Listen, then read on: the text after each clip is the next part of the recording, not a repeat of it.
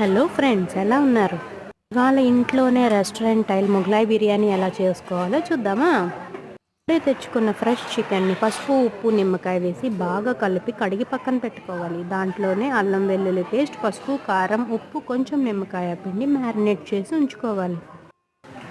మసాలా దినుసులు బిర్యానీకి కావలసినవన్నీ మనం సిద్ధం చేసుకోవాలి. హోల్ మసాలా, ఆనియన్స్, చిల్లీస్ ఉంటే ఒక టొమాటో కూడా కట్ చేసి పక్కన పెట్టుకోవాలి. ఒక బాండీలో ఆయిల్ వేసి, నేనైతే ప్రెషర్ కుక్కర్లో చేద్దామని కుక్కర్లో ఆయిల్ వేసి దాంట్లో హోల్ మసాలా ఫస్ట్ వేసాను.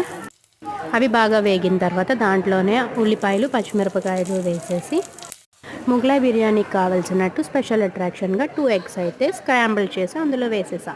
ఇవి బాగా ఫ్రై అయిన తర్వాత కొంచెం పసుపు, ఉప్పు, కారం, కొంచెం గరం మసాలా వేసి బాగా ఫ్రై చేసుకోవాలి. దాంట్లో నేను అప్పటికే 1 అవర్గా నానబెట్టుకున్న బాస్మతి రైస్ కానీ, నార్మల్ రైస్ కానీ అందులో వేసేయాలి.